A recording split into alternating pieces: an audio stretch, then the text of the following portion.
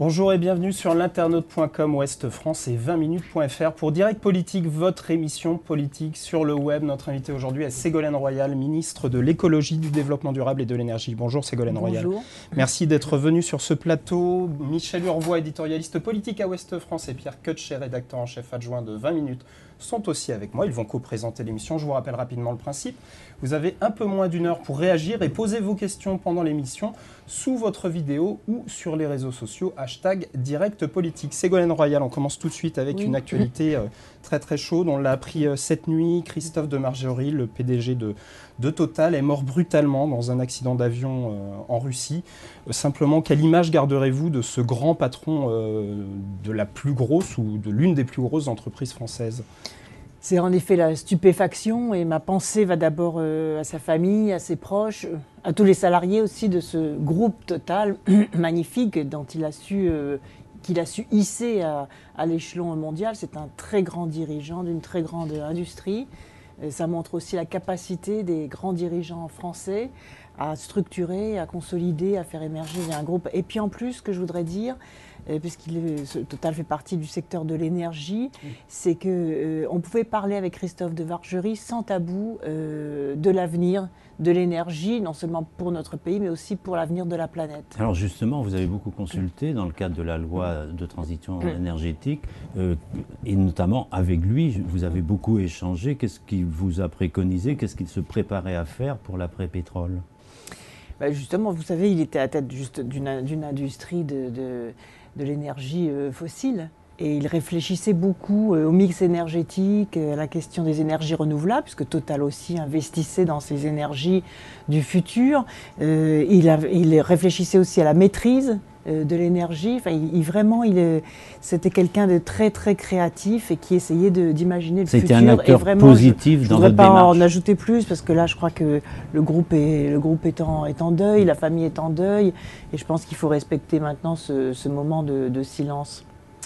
Alors la loi sur la transition énergétique, Ségolène Royal, que vous avez fait adopter largement à l'Assemblée nationale la semaine dernière, a des objectifs très ambitieux, mais les critiques qui émergent disent que pour l'instant on ne sait pas exactement comment on va y arriver, qu'il y a un problème de programmation, c'est un terme qui a été utilisé par une eurodéputée verte. Est-ce qu'il y a un problème de méthode ou de programmation dans cette loi ? D'abord, j'entends un certain nombre de critiques. Une eurodéputée verte vous dit qui n'est pas à l'Assemblée nationale, qui n'a pas participé au débat sur la loi, qui n'a donc pas voté la loi. Donc il faut aussi faire attention à ce que tout ne soit pas instrumentalisé de façon politicienne. Ce que je veux dire par là, c'est que d'abord, vous l'avez dit, le vote a été très large. Dans le contexte actuel, ça mérite d'être souligné. Non seulement il y a eu le vote bien sûr des socialistes, des radicaux, le vote des élus écologistes, l'abstention des centristes, qui est une bonne chose aussi, parce que ça veut dire que même si malheureusement ils n'ont pas pu aller courageusement jusqu'au vote, en s'abstenant, ils soulignent aussi la qualité de ce texte. Non mais je veux dire par là, c'est très important le Rassemblement national sur ce sujet. Pourquoi ? Parce que c'est l'avenir énergétique du pays. Et autour de l'énergie, il y a tout. Vous savez, sans énergie, il n'y a pas de vie. Donc l'énergie, c'est ce qui fait aussi la source de l'industrie, des activités, de l'agriculture, des services, de la vie quotidienne. Et en même temps, c'est un enjeu stratégique majeur pour le pays, pour l'Europe et pour la planète. Donc vous voyez, on va du local au global. Cette loi fixe un cadre général avec des plafonds, des planchers, etc. Mais est-ce que pour chaque énergie, c'est là où on a un peu du mal à voir les choses, pour chaque énergie, normalement, il est prévu une programmation de chacune. Alors, quelle va être cette programmation? Quel est le calendrier? Quand est-ce qu'on saura concrètement les choses? Il y a des objectifs clairs qui sont fixés. Et c'est très rare, vous savez, en politique, quand on est capable et qu'on a la volonté de dire qu'est-ce qui va se passer dans 15 ans, en 2030 et même en 2050, parce qu'en 2050, on aura dû diviser par 2 sa consommation énergétique et la baisser de 20% en 2030. Ça paraît loin, mais c'est tout de suite. Il y a une telle inertie dans ce domaine énergétique que pour atteindre ces objectifs très ambitieux, ainsi que par exemple la montée en puissance des énergies renouvelables, la baisse de 40% des émissions de gaz à effet de serre, ça veut dire qu'il faut faire un effort considérable, mais que cet effort est une chance à saisir pour lutter contre le chômage. Donc la programmation de l'énergie pluriannuelle, elle va dire en fonction des pourcentages que je viens de vous donner et en fonction de la réalisation concrète des économies d'énergie et de l'installation des énergies renouvelables, comment tous les ans on programme l'orientation. Donc il y aura une loi chaque année pour dire... Il y aura un débat. Non, il y aura un débat, au Parlement et le gouvernement dira, en partenariat avec le Conseil national de la transition énergétique, le Conseil économique et social environnemental, de façon transparente, avec un débat parlementaire, voilà ce qui va se passer et voilà quelles sont les indications. Si par exemple, ça ne va pas assez vite sur les économies d'énergie, on dira, sur les économies d'énergie, il faut aller plus vite, peut-être qu'il faut donner des moyens supplémentaires, il faut réorienter les décisions publiques et privées pour que ça aille plus vite. Ensuite, sur les énergies renouvelables, si ça ne monte pas suffisamment vite, on dira peut-être qu'il faut augmenter le prix de rachat des énergies renouvelables, peut-être qu'il faut faciliter pour le encore principe. Voilà, pour le principe. C'est quelque chose de très concret. Sur 5 ans, ces PPE sont D'abord sur 3 ans, 5 ans. Là, puisque les 5 années sont commencées sur 3 ans, puisque on prend nos responsabilités d'ici la fin du quinquennat, sur 3 ans, et ensuite tous les 5 ans. Donc le prochain PPE sera élaboré quand? Dès que la loi sera votée. Je pense qu'elle sera définitivement, en 2015, bien sûr, ça va aller très vite. Mais on y réfléchit déjà. On y réfléchit déjà avec l'ensemble des opérateurs énergéticiens. Il y a une énergie qui fait toujours débat, et c'est l'énergie nucléaire. Dans le texte, le texte se contente de plafonner la production d'énergie nucléaire à 63 gigawatts. 63,2, oui. 63,2. Avec l'ouverture prochaine de l'EPR de Flamanville, il faudra fermer 2 réacteurs pour rester à ce niveau. Combien est-ce qu'il faudra en fermer pour atteindre la réduction de la part du nucléaire de 75 à 50%? Mais c'est la programmation pluriannuelle de l'énergie qui le dira. Vous voyez, en fonction aussi du taux de croissance et de la consommation énergétique, d'une part, en fonction de la montée en puissance du renouvelable, d'autre part. Et donc, pour une fois, le nucléaire n'est plus tabou. C'est ça qui est aussi extraordinaire dans cette loi. C'est-à-dire qu'on a pu débattre. Tout le monde disait que c'était impossible de débattre du nucléaire. Pourquoi c'était impossible? Parce qu'il y en a certains voulaient sortir du nucléaire, d'autres voulaient le tout nucléaire. Je pense avoir réussi à ne pas opposer les énergies les unes aux autres, à permettre à chacun d'avoir un dialogue constructif, même avec des points de vue différents, avoir fait converger ces points de vue au service de l'intérêt national pour qu'on ait ce qu'on appelle un mix énergétique qui permet à la fois aux particuliers, avec des mesures très concrètes, comme le crédit d'impôt de transition énergétique qui est applicable tout de suite, qui a été voté dans le projet de loi de finances. Donc tous les gens qui m'écoutent peuvent maintenant faire les travaux d'économie d'énergie. Et c'est très important parce que vous disiez qu'est-ce qu'il y a de concret. Qu'est-ce qu'il y a de concret? Et vous voyez, les entreprises, même chose. Sur le nucléaire, quand même, je vais revenir. Fessenheim, vous ne pouvez pas dire aujourd'hui, ça fermera telle année. Écoutez, j'ai répondu 100 fois à cette question. Essayons de dire des choses concrètes pour les gens qui nous écoutent. J'ai répondu 100 fois à cette question. Les propositions, il y aura, quand Flamanville va ouvrir 2 réacteurs fermeront. Voilà. Aujourd'hui, ce qui est visé, c'est Fessenheim. Mais ce que j'ai dit, c'est que moi, je suis quelqu'un de pragmatique et à partir du moment où maintenant les choses sont transparentes, la nouvelle gouvernance de l'entreprise aura des propositions. Si elle fait des propositions, et par ailleurs, ce qui a changé, c'est que dans le texte de loi, je renforce les pouvoirs de l'autorité de sûreté nucléaire, qui aura aussi l'occasion de donner son avis sur quels sont les réacteurs les plus dangereux ou ceux qui nécessiteraient le plus lourd investissement par rapport aux intérêts stratégiques du pays. Voilà, c'est aussi simple que cela. Sur les énergies renouvelables, il y a une internaute, Giraud, qui nous pose une question à propos de l'éolien. Elle dit l'éolien, c'est une production qui n'est pas stable, évidemment, ça dépend du vent. Est-ce qu'il ne faudra pas mettre en service des centrales à charbon, s'inquiète-t-elle? Mais certainement pas. Pour garantir un niveau suffisant de production d'énergie. Alors, il y a 2 éléments de réponse. D'abord, je vais accélérer la recherche dans le domaine du stockage de l'énergie. Parce que c'est vrai, vous avez raison, la vraie question, c'est celle du stockage de l'énergie.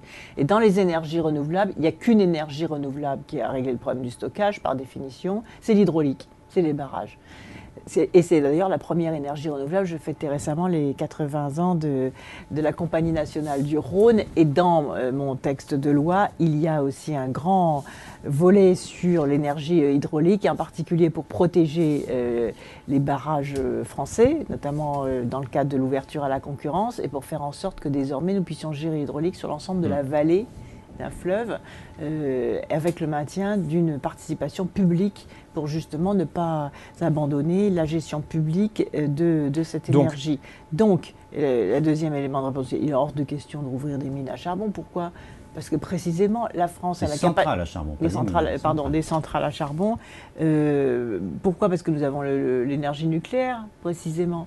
Et donc le nucléaire qui reste le socle de notre modèle énergétique, avec les évolutions qu'on vient d'évoquer, nous permet justement d'accélérer la transition énergétique. Nous le permet, pourquoi? Parce que nous avons cette sécurité, et donc nous pouvons à la fois baisser la part du nucléaire, parce que nous devons diversifier nos sources d'énergie, et que le nucléaire pose d'autres problèmes, comme ceux de la gestion des déchets radioactifs ou de l'importation de l'uranium. Donc on doit aussi prendre en considération les avantages et les inconvénients de chaque énergie, et faire en sorte qu'il y ait un complément intelligent entre les différentes énergies. Alors voilà pour les nouvelles énergies, il y a celles que l'on ne consomme pas. On évoquait tout à l'heure l'isolation des bâtiments. Oui. Et je lis dans mon journal préféré qu'à Quimper, par exemple, il y a des problèmes de crédit déjà. C'est-à-dire qu'il y a plus de demandes de travaux sur les bâtiments qu'il n'y a de possibilités de crédit. Alors est-ce que vous pouvez rassurer? C'est formidable. Est-ce qu'il y aura l'argent? Est-ce qu'il y aura l'argent? C'était une question dans le débat parlementaire aussi. Est-ce qu'il y aura l'argent pour accompagner l'isolation des bâtiments? D'abord, je voudrais dire que c'est formidable. Ça veut dire que les Français ont compris qu'ils devaient se saisir de cette loi de transition énergétique et des nouveaux moyens qui leur sont donnés. Alors, premièrement, il y a 100 000 prêts à taux zéro. Donc, s'il y a des problèmes de crédit, c'est que les banques, peut-être, ne se bougent pas suffisamment pour répondre à la demande des consommateurs. Ça m'étonnerait que les 100 000 prêts soient déjà pris. Donc, vous pensez que les banques ont une responsabilité je pense que les banques sur le terrain? Elles freinent un peu parce que, et j'ai débloqué d'ailleurs les crédits bancaires à taux zéro, elles prenaient prétexte du fait que c'était administrativement compliqué parce qu'il fallait contrôler la qualité des travaux, bien évidemment, pour ne pas faire pas n'importe quoi. J'ai transféré cette responsabilité à leur demande aux entreprises. Donc normalement, les banques aujourd'hui n'ont plus aucune excuse de refuser les prêts à taux zéro. Deuxièmement, il y a le crédit d'impôt qui est applicable tout de suite, qui va jusqu'à la prise en charge de 30% du coût des travaux sous forme de remboursement d'impôts. Donc c'est beaucoup. C'est beaucoup, jusqu'à 8 000 € de travaux, ça fait 3 x 8, 24, 2 400 € de remboursés pour une personne seule et le double pour un couple. Troisièmement, les travaux sur les économies d'énergie sont au taux de TVA de 5,5. C'est très important aussi ça, parce que du coup ça baisse les prix. Quatrièmement, ils sont étendus au changement et à l'installation d'équipements performants. Par exemple, le changement d'une chaudière est pris en compte. Par exemple, les installations de géothermie, de chaudière bois, etc. sont prises en compte. On a une autre mesure outre les travaux d'isolation, double vitrage, isolation des façades, etc. Et enfin, l'installation de compteurs individuels dans les copropriétés est également prise en charge, ainsi que les bornes électriques de recharge de véhicules électriques. Donc vous voyez une palette de travaux possibles pour vraiment baisser l'énergie, mais je rappelle qu'avec des gestes simples, on peut déjà baisser de 15% sa consommation d'énergie. Donc ça, c'est très important. J'ai donné sur le site du ministère et enfin, on va installer des compteurs intelligents, les smart grids, comme on les appelle, pour qu'il y ait une gestion intelligente de l'énergie. Parfois avec des alertes. Avec des alertes, de la gestion à distance, de la commande à distance, pour que la citoyenneté énergétique soit entre les mains de chaque consommateur et qu'il ne paye que ce qu'il consomme. Au-delà de la citoyenneté énergétique, il y a quand même des foyers modestes qui ont du mal à payer leurs charges, notamment de chauffage. Alors un chèque énergie va être créé. Quand est-ce qu'il sera mis en place? Combien de ménages vont pouvoir en bénéficier? Et quelles seront les modalités? Donc le chèque énergie a été voté dans la loi. Il va remplacer les tarifs sociaux. Donc ce que je souhaite, c'est qu'il n'y ait pas de rupture. Vous voyez, parce que quand on met en place un nouveau système par rapport à un ancien système, il faut faire très attention qu'il n'y ait pas de rupture entre les deux. Donc la montée en puissance se fera au cours de l'année 2015, progressivement. L'intérêt du chèque énergie, c'est qu'aujourd'hui les tarifs sociaux ne concernent que le gaz et l'électricité. Le chèque énergie va s'étendre à toutes les formes de chauffage, y compris au fioul. Et ça, c'est très important. Y compris au fioul et aux énergies renouvelables. Donc une mise en place progressive en 2015. Voilà. Et est-ce qu'on a des éléments sur les foyers ou le plafond de revenus au-dessous duquel on pourra en bénéficier? C'est encore un petit peu tôt. Je ne veux pas faire d'annonce intempestive parce que sinon ça va perturber le dispositif. Mais ça, on pourra le dire très rapidement. Maintenant que c'est voté, on va rapidement finaliser le dispositif et on fera sans doute quelques régions tests pour être sûr qu'il n'y ait pas de rupture. Ségolène Royal, la question du financement de cette loi est aussi posée par beaucoup d'internautes. On ne va pas pouvoir tous les citer. La loi doit coûter 10 milliards d'euros d'ici à 2017. Vous me corrigez si je me trompe. Vous avez décidé de supprimer l'écotaxe juste avant un Conseil européen, les 23 et 24 octobre, que vous allez d'ailleurs commencer à préparer, avant la grande conférence des Nations Unies sur le climat qui va se tenir à Paris. Est-ce que ce n'est pas un mauvais signal envoyé finalement à l'étranger sur la volonté de la France de faire cette transition?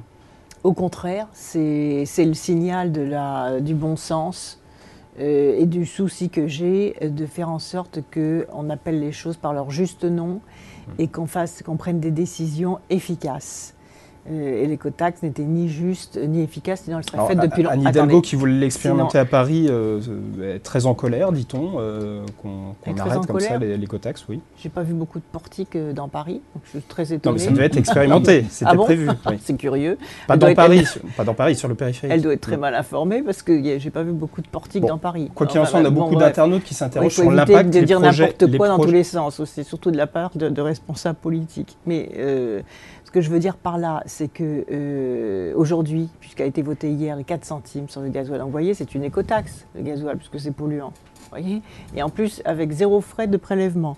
L'écotaxe subissait un détournement de 40% au profit de la rémunération des actionnaires d'une entreprise italienne et au profit du fonctionnement des portiques, du satellite, de ceux qui faisaient les factures. Trop de frais de fonctionnement. 40% de frais de fonctionnement, vous pouvez le croire, ça? Donc, et si c'était si simple, la droite qui a voté en 2008 l'écotaxe, elle a eu 4 ans pour l'appliquer. Donc, je veux bien subir toutes les reproches dans tous les sens, mais il faudrait que quand les gens parlent... 4 centimes, ça semble quand même un petit peu insuffisant. 4 centimes, c'est exactement le rendement de l'écotaxe, 350 millions d'euros, sans le prélèvement, compte tenu du non-prélèvement de 40% du frais de fonctionnement. Voilà le bon sens et la réalité du sujet. Après, nous compléterons par la contribution des sociétés autoroutières. Comme vous le savez, là-dessus non plus, malgré les critiques que j'entends tous azimuts, je ne céderai pas sur ce sujet-là parce que je veux rendre aux automobilistes le produit de ce qu'ils ont trop payé, conformément à ce que dit le rapport de la Cour des comptes. Voilà, vous voyez, je tiens bon. Qu'est-ce qui va se passer? Parce que vous vouliez... donc, il y a 2 choses. Il y a effectivement le fait de taxer les sociétés d'autoroutes ou de rendre les autoroutes gratuites le week-end, c'est ce que vous aviez déclaré. Alors on a beaucoup d'internautes aussi qui ont réagi là-dessus. Maxime Ledo, par exemple, qui vous dit: est-ce que vous comptez abandonner définitivement votre idée de gratuité le week-end sur les autoroutes? On a Liliane qui vous demande aussi, pour une ministre de l'écologie, inciter les Français à prendre plus leur voiture le week-end, est-ce que ce n'est pas un peu contradictoire? Alors déjà, cette mesure de la gratuité des autoroutes le week-end, est-ce que c'est toujours d'actualité ou pas? Bon, je vois que c'est toujours les mêmes questions qui reviennent. Mais ce sont des questions d'internautes. Oui, mais vous avez raison. Non, mais je dis ça par rapport à ceux qui tournent en dérision ce type de proposition, alors que la preuve, vu la masse des réactions, c'est du concret. L'idée est sur la table, qu'est-ce qu'elle va devenir? Pourquoi l'idée est sur la table? Parce que, comme je l'ai dit à l'instant, et les rapports de la Cour des comptes et de l'autorité de la concurrence. Moi, je ne suis pas quelqu'un qui met des rapports dans un tiroir et qui fait semblant de ne pas les avoir vus.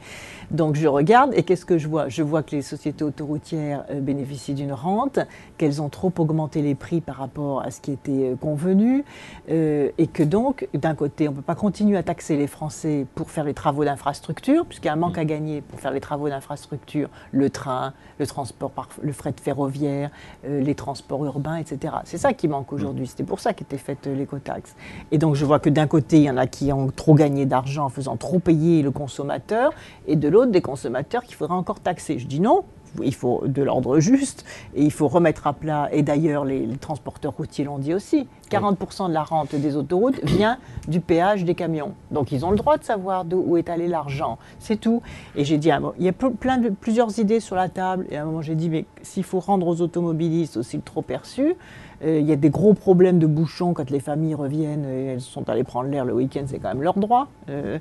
Il dit, mais voilà une idée qui est mise sur la table. Donc vous allez prendre sur les 14 ou 16 milliards de bénéfices des autoroutes. Vous avez raison, les autoroutes ont distribué 17 milliards de dividendes et et on cherche pour le fonds de soutien aux infrastructures, 1 milliard, et elles ont distribué 17 milliards. Est-ce que vous voyez les écarts? Il va falloir le renégocier. Voilà, et bien tout se discute. Parce que si on me dit rien n'est possible, ben moi je pense le contraire. Il suffit qu'on me dise à moi rien n'est possible pour que je dise tiens c'est curieux. Alors, regardons donc ce qu'il y a à faire. Autre chose dont on vous a dit que ce n'était pas possible, Madame Royal.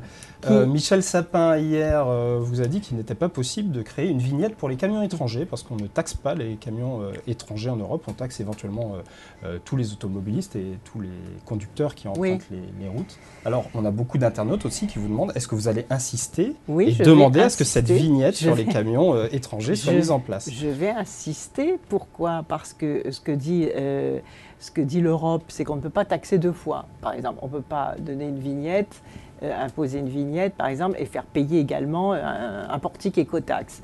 À partir du moment où on ne le fait plus, les portiques, il faut bien régler le problème des camions étrangers. Et donc, comme vous voyez beaucoup de camions étrangers qui ne payent pas le gasoil en France, parce que les réservoirs deviennent de plus en plus gros, donc ils prennent l'essence en Belgique et ils traversent toute la France. C'est pas juste. Donc déjà, il faudrait obliger ces camions étrangers à prendre les autoroutes. Parce qu'en plus, ils prennent les routes nationales pour pas payer certains pour ne pas payer la taxe. Donc, est-ce que c'est logique ça? C'est pas logique. Donc il y a bien un système juridique qui va permettre soit de mettre les camions sur les autoroutes, soit de faire payer la vignette. Et d'autres pays font payer la vignette. Je ne vois pas pourquoi nous, on n'aurait pas le droit même de regarder si c'est possible. Et donc j'entends les critiques, mais ce que j'observe, c'est qu'il y a souvent je réponds. Il faut analyser cette proposition. Et par rapport à toutes les critiques, je vois qu'il y a un fossé entre les citoyens qui comprennent parfaitement ce que je dis, qui observent ma détermination et la cohérence de mes propos, et d'autres qui passent leur temps à dénigrer comme d'habitude, à tourner en dérision, etc. C'est pas facile de changer les choses. Ça serait plus facile pour moi de ne rien bouger. J'ai fait bien voter ma loi, je pourrais dire le reste, débrouillez-vous. Débrouillez-vous avec tous ces problèmes. J'aurais bien voulu qu'ils soient créés, qu'ils soient réglés avant que j'arrive à la tête du ministère. À propos des communes, Madame Royal, qu'est-ce que vous allez faire des portiques? Je sais que les Bretons en ont démonté un certain nombre, mais il en reste. Qu'est-ce que vous allez en faire? Et qu'est-ce que vous allez faire pour les salariés des communes, l'indemnisation? Non, mais c'est deux bonnes questions. Hein. Les portiques, on est en train de regarder comment on peut utiliser la technologie qui est à l'intérieur des portiques, parce qu'il y a une technologie de pointe à l'intérieur de ces portiques, fort complexe, mais une technologie de pointe. Donc on a déjà quelques pistes que je ne peux pas évoquer ici devant vous. Et deuxièmement, sur les salariés, c'est un problème aussi, parce qu'ils ne sont pour rien dans ce capharnaüm qui a été créé, qui a été mis en place maintenant il y a plusieurs années.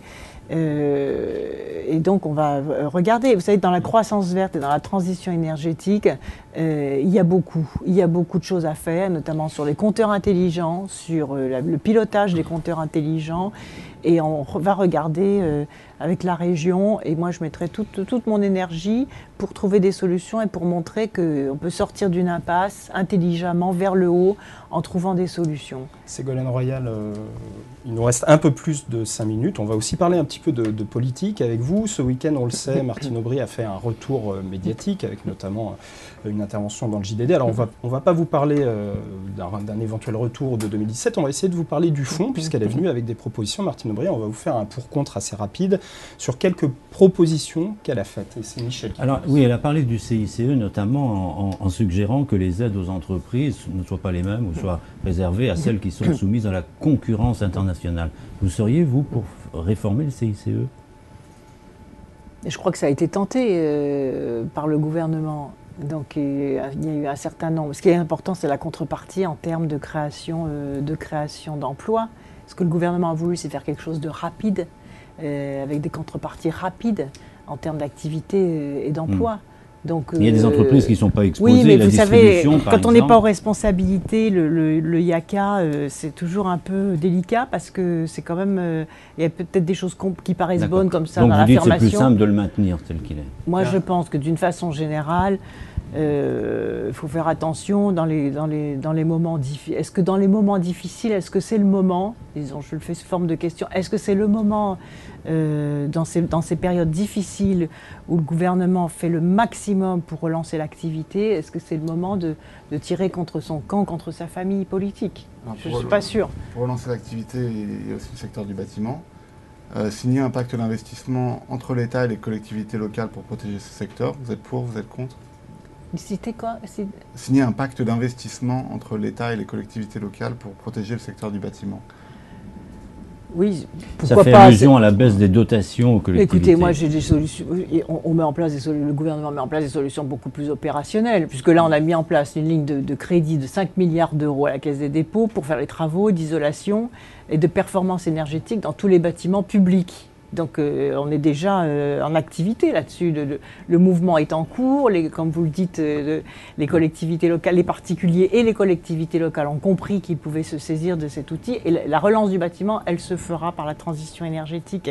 Et ça y est, le gouvernement est à la tâche sur ce sujet. Dernier pour ou contre faire de la CSG et de l'impôt sur le revenu un seul et même impôt citoyen. C'est une des propositions de Martine Aubry et ça fait référence à la grande réforme fiscale qui a été promise par François Hollande. Oui, là aussi, je crois qu'il peut y avoir des idées comme ça bonnes. Et puis le problème, c'est toute l'application et la complexité de l'application. Aujourd'hui, on est dans un contexte où le moment n'est peut-être plus à se bercer d'illusions sur des grandes réformes structurelles qui vont prendre des années. Ça prend des années, une réforme comme ça. Pourquoi pas, il faut la lancer, mais ça prend des années. Et ce qui est important, c'est ce qui se passe tout de suite. Et ce qui est permis d'être lancé tout de suite. Et ce qu'il faut relancer, c'est la confiance en l'avenir. C'est pour ça que la projection dans une loi qui imagine le futur avec des actions opérationnelles tout de suite, c'est quelque chose de très important. Et les moyens financiers de la transition énergétique, ils sont là, ils sont sur la table. Il faut que je les fasse connaître, parce que je vois avec les questions de vos auditeurs qu'on ne les connaît pas forcément. Et ça, il faut que chacun s'en saisisse, parce que là, la possibilité est là de s'en sortir et surtout de créer des activités et des emplois tout en protégeant le pouvoir d'achat. Ce sera le dernier mot de cette émission. Merci Ségolène Royal d'être venue sur ce plateau présenter la loi sur la transition énergétique. Merci Michel, merci Pierre, merci à vous de nous avoir suivis. Je vous donne rendez-vous la semaine prochaine, même heure, même endroit, pour un nouveau direct politique. D'ici là, restez connectés.